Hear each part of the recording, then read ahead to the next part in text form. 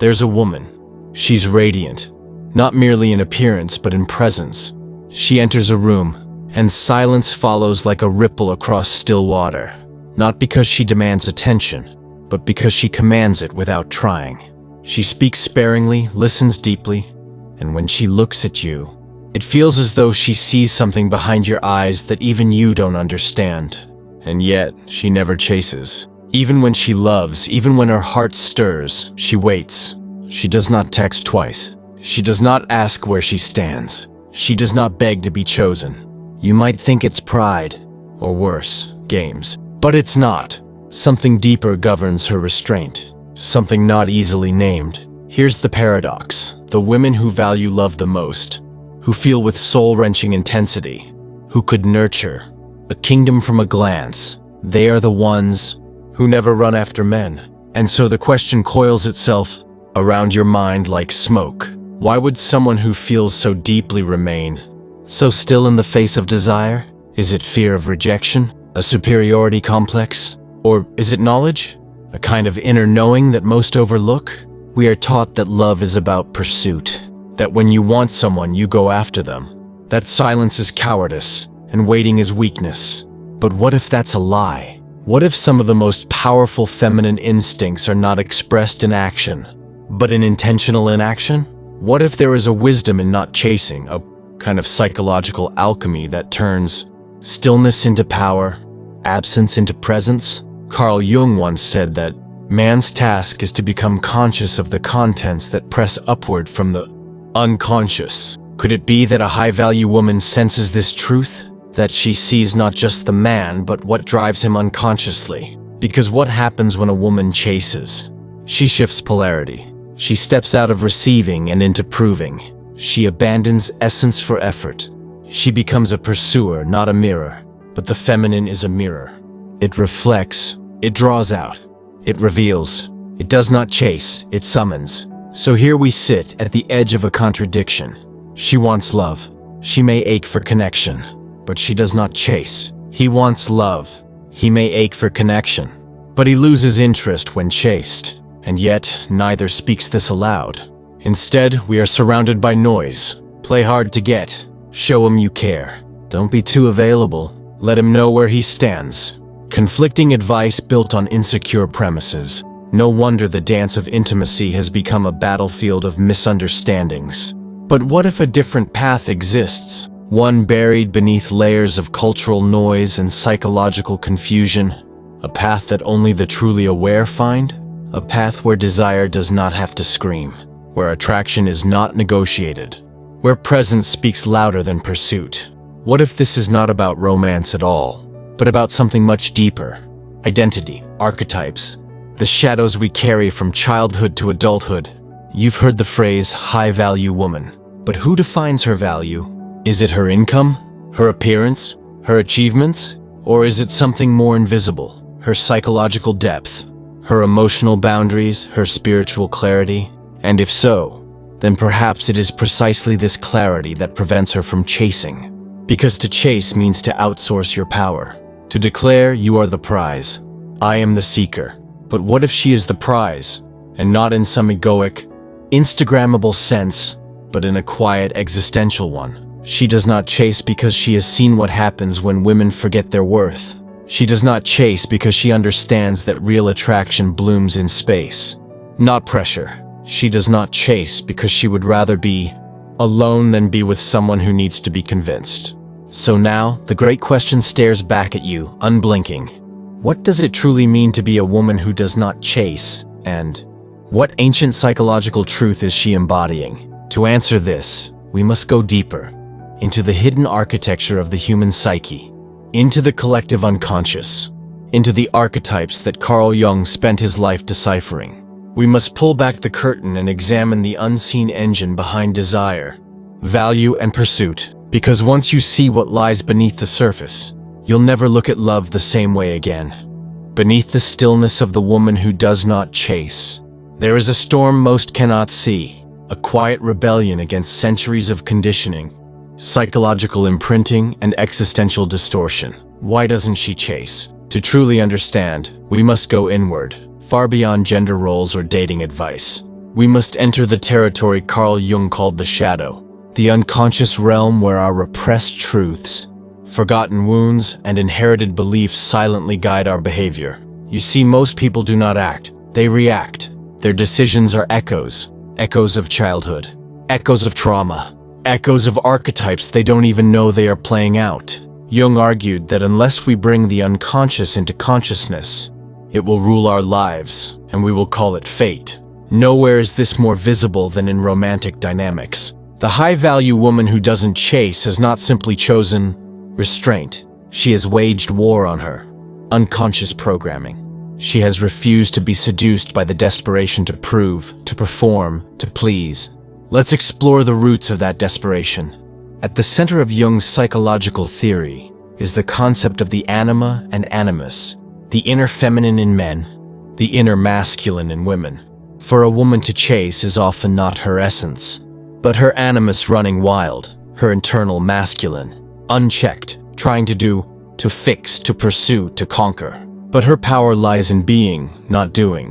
When a woman chases, she often acts from what philosophers like Schopenhauer called the will to life, a blind, striving force that craves validation, control, and certainty. Its survival instinct masquerading as love, not presence but panic. Why? Because from childhood, many women are taught, explicitly or implicitly, that their worth is conditional. Conditional on how desirable they are, how agreeable, how pleasing. The moment they feel interest from a man, these old programs activate, don't lose him. Don't be too much. Don't wait. Go after it before it disappears. But here's the irony. The more they chase, the more they lose what the masculine truly seeks. Mystery, receptivity, presence. This is not manipulation. It is archetypal truth. In Jungian terms, the high-value woman is embodying the mature, great mother. Archetype. She holds space, offers presence, but does not collapse into need. She radiates availability without attachment. Contrast this with the wounded feminine, often born from unhealed inner child trauma. She fears abandonment, confuses love with effort, and believes she must earn affection. Chasing becomes a strategy of control, but love cannot be controlled, and every attempt to force it backfires, creating the very rejection she fears. Friedrich Nietzsche once declared, "He who has a why to live can bear almost any how." The high-value woman's why is not just to find love, it is to remain in integrity with her soul. That is her compass. That is why she does not chase, because to do so would be to abandon herself, and she would rather be alone than be lost inside someone else. So we return to the hidden problem. Society teaches women to equate desire with action. Movies show her running through airports. Songs beg him to come back. Culture idolizes the woman who never gives up. But that narrative comes at a cost: the erosion of self-respect. When a woman chases a man, she is often not chasing him. She is chasing a story, an outcome, a relief from the ache of unworthiness. This is why Jung stressed the importance of individuation, the process of integrating all aspects of the self into a whole. Only an individuated woman can resist the impulse to chase, because she has reclaimed the parts of herself that once depended on external approval. Let's go deeper. Philosophers like Sartre and Huxley warned us modern life strips meaning and replaces it with distraction. We are taught to value ourselves through social mirrors, likes, attention, desirability. In this void of meaning, women are taught to see themselves as reflections of male desire. Thus, not being pursued feels like erasure. And so the impulse to chase is born, not from love, but from the existential fear of non-existence. But a high-value woman sees through this illusion. She knows that silence does not mean she is invisible. That lack of pursuit does not mean she is undeserving. She does not collapse when she is not chosen, because she has chosen herself. Arthur Schopenhauer, in his essays on human nature, spoke of the will as something chaotic and insatiable. He said most suffering comes not from external events, but from our own unexamined craving. The woman who chases is often run by her craving, not for love, but for security masquerading as love. Her pursuit is not devotion, it's a coping mechanism. and yet we blame her when it fails. We call her too much, desperate, clingy. But what if the real issue is the lie she was sold? The lie that love is about chasing, about proving, about earning. The high-value woman has seen through this lie. She has met her inner void, sat with its discomfort, and refused to fill it with temporary attention. She has made peace with solitude. And so when a man enters her life, she welcomes him, but she does not run after him, because she is not running from herself. Let's pause. Carl Jung once described the journey of self-realization as a spiral. We revisit the same themes, the same wounds, but each time from a deeper level of awareness. The high-value woman has walked this spiral. She has revisited her heartbreak, her longing, her abandonment, not with bitterness, but with eyes open. And now she sees that chasing is not strength. It is surrender to shadow. That real strength is in the stillness, the boundary, the quiet. No, she has transmuted her need into discernment, her longing into wisdom. This is not about arrogance. It is about alignment. She does not chase because she understands what Jung meant when he said, "The privilege of a lifetime is to become who you truly are." And in that becoming, chasing falls away. Because the one who is whole no longer hunts, they attract. Not through tactics, but through truth. And now the question becomes, if she has stopped chasing, what happens next? What shifts in the world around her? What invisible consequences begin to unfold? To answer that, we must look at the unseen consequences. How the dynamics of pursuit and self-abandonment ripple through not just her life, but through culture, identity, and consciousness itself. She didn't chase, she waited. She sat with the tension, the ache, the temptation to reach. She chose silence over scrambling, depth over desperation. And at first, nothing happened.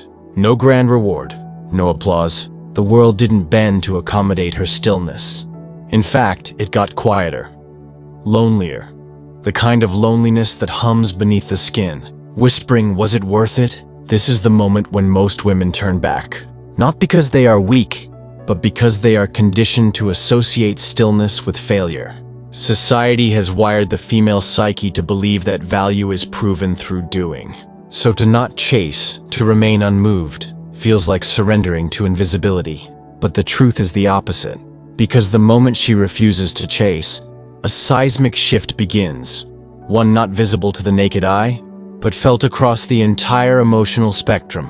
To see it, we must look through the lens of psychological patterning, neurological wiring, and cultural distortion.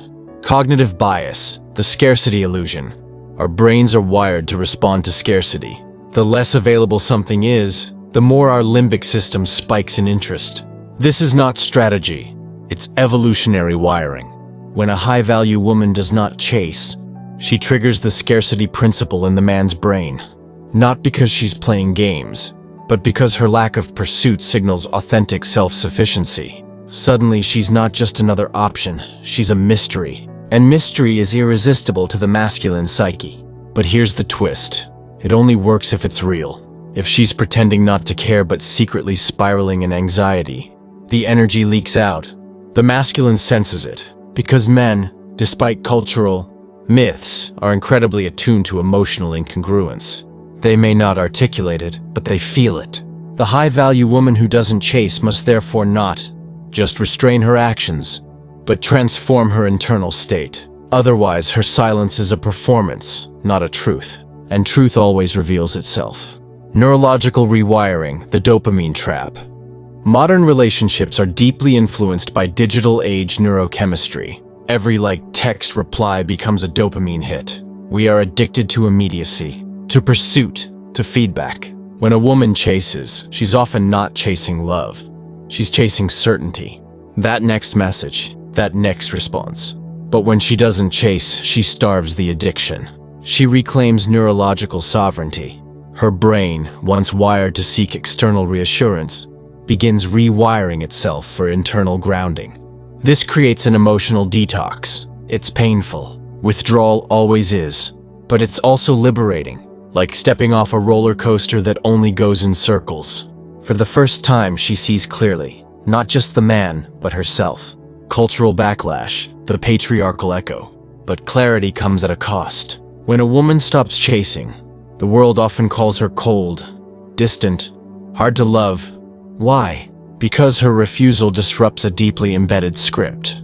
In that script, women prove, women accommodate, women pursue under the disguise of nurturing. Her refusal to perform threatens the patriarchal ego, not just in men, but in women too, those still trapped in the performance loop. Her silence becomes a mirror, showing them how much of their own worth depends on being wanted. And so she may lose friends, confuse lovers, be labeled difficult. But this is not punishment. It is purification. The space she clears by refusing to chase becomes sacred ground. Only those who can meet her in authenticity are allowed to stay. Masculine polarization, the reversal of pursuit. Now, something interesting happens. In the absence of being chased, the masculine polarity is reawakened. Not the boyish ego that craves validation, but the mature masculine, which thrives on purpose, pursuit, and presence. He steps forward, not because she asked, but because her stillness called him to rise. This is not manipulation. This is energetic law. Every action seeks its counterforce. When she leans back, he leans in. But if she leans forward, he either resists or collapses. Carl Jung said that what we resist persists, and what we flee from within returns without. The woman who chases resists her inner silence. She flees from herself. The woman who doesn't chase faces the void and lets it shape her. And this changes everything. Emotional magnetism, the power of presence. When a woman is fully rooted in herself, emotionally integrated, psychologically aware, spiritually aligned, she becomes magnetic. Not in a flashy, performative way, but in a subtle, gravitational one. She doesn't demand energy. She draws it. Her presence is not loud, but it's unshakable. She becomes the calm in the storm, the stillness that disorients those who rely on chaos to feel alive. This is the hidden consequence of not chasing. Her mere existence starts shifting the dynamic field around her. Men feel it. Other women feel it. Even strangers feel it.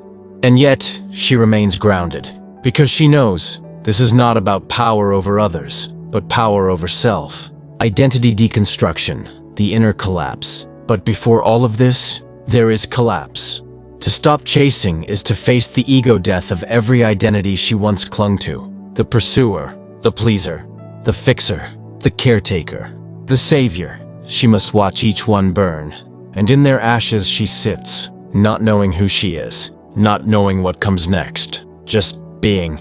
This is the dark night of the feminine soul, the place Jung called the nigredo, the blackening, the descent into the unconscious where transformation brews, not with force, but with surrender.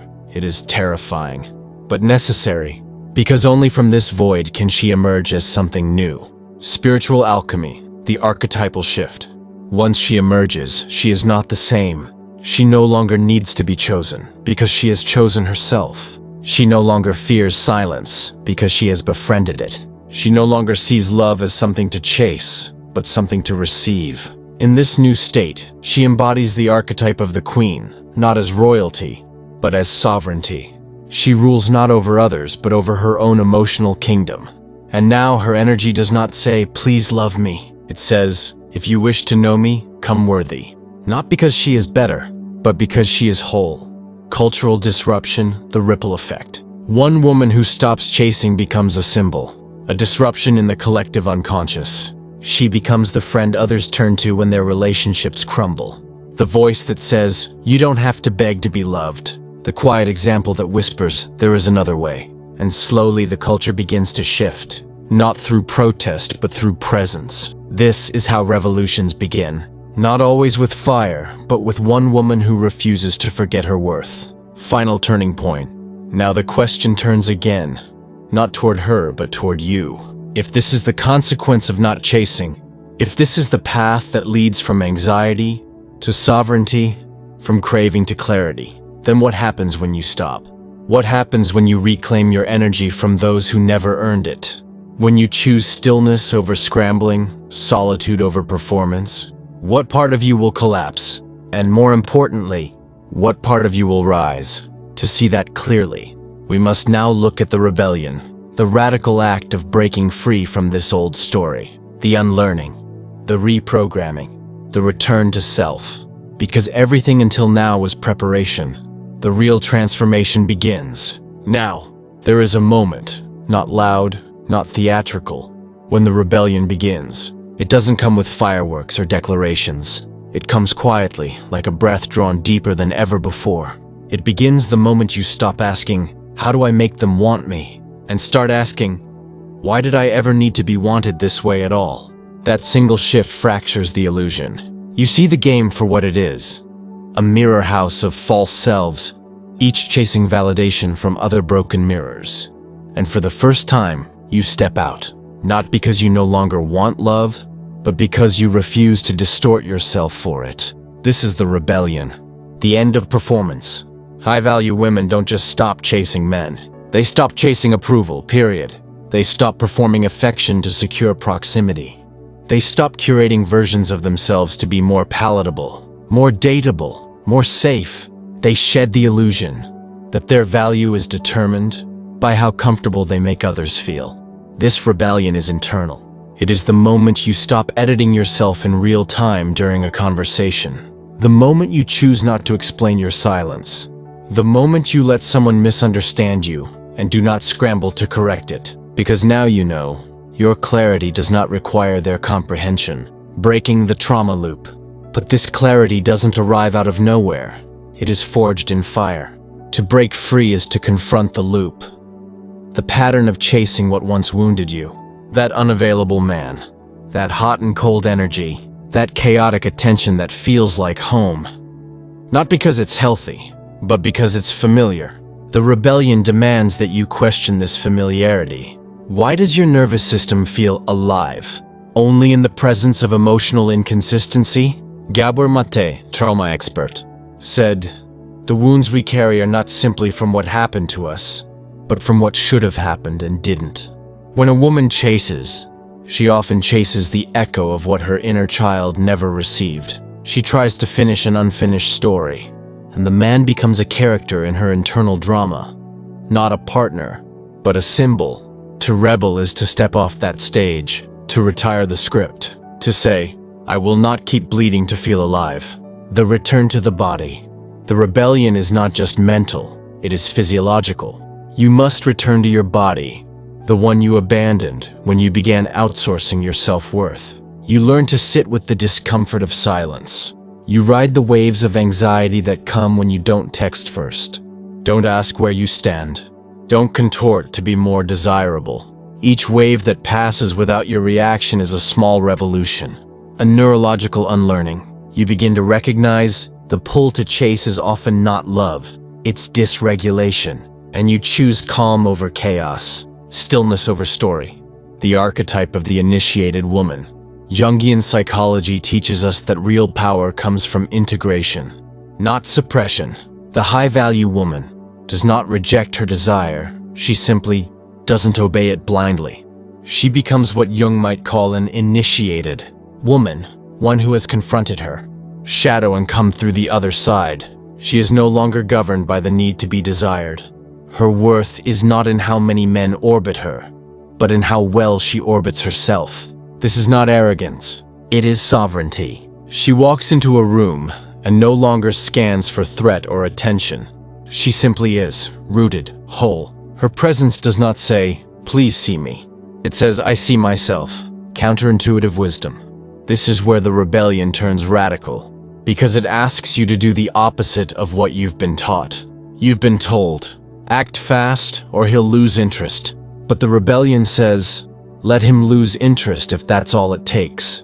You've been told, let him know how much you care. The rebellion says, let your energy reveal your clarity, not your desperation. You've been told, relationships are hard work. You have to chase sometimes. But the rebellion whispers, not when it's right, not when it's real. High-value women don't chase because they understand the law of resonance, that what is meant for them will not need to be hunted. It will recognize them. And if it doesn't, it's not resonance. It's ego, projection, illusion. Historical echoes. Women who refused. Look to history and myth. The rebellion is not new. Penelope didn't chase Odysseus across oceans. She held her throne, weaving by day, unraveling by night. and he returned. Sappho wrote of female longing not as pursuit, but as sacred fire, never begging, always burning. Even in modern history, the women who left legacies, Frida Kahlo, Maya Angelou, Simone de Beauvoir, were not women who chased. They were women who chose themselves, their art, their truth. The rebellion is ancient. You are simply remembering it. Mindset shift from lack to abundance. Chasing is rooted in lack, a fear that if you don't act, it will disappear. That love is scarce. That time is running out. But the rebellion rewires this entirely. Now you believe, what I seek is also seeking me. If I am clear, I will not miss what is meant for me. If I let go, what is true will remain. And so you stop chasing not out of fear, but out of faith. Not religious faith, but the faith that comes from witnessing your own growth. The kind that says, I have suffered, and I am still standing. I will not negotiate my value just to avoid being alone. Daily rituals of rebellion. The rebellion is not one choice, it is many. It is in the text you don't send, the conversation you don't force, the energy you reclaim from people who drain it. It's in the walk you take instead of spiraling, the journal entry where you admit you want to chase and choose not to, the moment you cry but don't break. Every small choice becomes a crack in the old system, and eventually the system collapses. And then, something shifts. Without warning, life responds. Not because you manipulated, not because you tricked the universe, but because alignment is a magnet. You begin attracting from your truth, not your trauma. You no longer settle for crumbs because you finally believe you deserve the feast. Men arrive, but now, you see them differently. You no longer look for promise, you look for presence. You no longer ask, will he choose me? You ask, is this connection a mirror of my healing, or my old wound in disguise? And if it's the latter, you walk, not in anger, in peace. Because now, walking away is not loss, it's leadership, leading into the final realization. You've stopped chasing, you've broken the loop, you've begun to live in alignment. But now, something even deeper stirs, a final truth, one that dissolves even the identity of the high-value woman, one that exists beyond worth, beyond polarity, beyond the need to even be in the dance at all. It is the ultimate realization, the one that redefines everything, the one that will either liberate you or terrify you. Are you ready? Then step with me into the final chamber, the place where all illusions fall. There comes a silence so profound it feels holy, not the silence of absence but of presence, of completion, of a woman who has gone to war with her conditioning and returned not as a survivor, but as something entirely new. You thought this journey was about love, about men, about how to stop chasing, but it never was. It was about awakening. Because here, at the end of all the unraveling, a final truth emerges, uninvited but undeniable. You were never meant to chase anything, because nothing real can be lost. Let that sink in. Every time you reached, grasped, begged, bent, it wasn't because you lacked love. It was because you lacked remembrance of who you are, of what you carry, of how complete you already were before anyone else arrived. The greatest illusion we inherit is that love lives outside of us, that we must earn it, find it, win it. But the truth is far more radical. You are love, not the sentimental kind, not the romantic kind, but the kind that exists, the kind that watches the trees sway and says, yes, I am that. The kind that feels the sun and knows, even if no one ever chooses me, I am still light. Carl Jung said, the most terrifying thing is to accept oneself completely. And now, standing in this final truth, you understand why. Because to fully accept yourself, to no longer chase anything, is to realize there is nothing outside of you that can complete you. No man, no relationship, no validation. That truth will either shatter you or set you on fire. The collapse of the identity itself. You have become the high-value woman. You have learned to hold your energy, to sit in silence, to choose yourself. But now even that identity begins to dissolve. Because high-value woman is still a label, a persona, an archetype you stepped into to escape the old ones. The chaser, the fixer, the pleaser. But the final liberation is this. You are not even that. You are not an identity. You are not a role. You are not the feminine, or the mirror, or the magnet. You are awareness itself. pure presence, consciousness.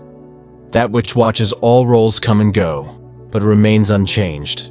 When you no longer need to be anyone, you become everything. This is what mystics meant by awakening, what Jung tried to illuminate through individuation, what the great sages whispered beneath layers of metaphor, that your suffering ends when you stop trying to become and start simply being. The end of the story. You've reached the place where there is no more advice to give, no more scripts to follow, because now you trust yourself. You no longer ask, should I text him? Should I walk away? Should I give him another chance? Because the voice you once ignored, the one buried beneath anxiety and urgency and noise, is now the only voice you follow. And it is calm, and it is clear, and it always knows. This is the moment you become dangerous, not to others, but to every system that once fed on your insecurity. You are no longer manageable, no longer predictable, no longer willing to play a role just to be kept. You don't chase because your energy is too sacred to spend on the uncertain. You don't chase because you've learned that real connection doesn't require pursuit, it requires presence. You don't chase because the moment you remembered your infinite worth, the whole game became laughable. The mirror principle. Now, when men come to you, and they will, they do not meet a woman who needs to be chosen. They meet a mirror. And in that mirror, they see themselves, clearly, perhaps for the first time. Some will run, some will worship, some will fall silent, not because you are playing a part, but because your presence reflects their readiness. You no longer take it personally, because you no longer mistake their reaction as a measure of your worth. You are not auditioning, you are witnessing, and that witnessing is the most powerful force in the world. The final detachment. This is not apathy, it is transcendence. You are no longer attached to outcomes, not because you don't care, but because you care so deeply that you refuse to dishonor yourself for temporary connection. You know now. What is aligned will arrive without force. You no longer chase, and more importantly, you no longer wait. You live, you create, you explore, you fill your own well until it spills over. And when love comes, it does not feel like rescue.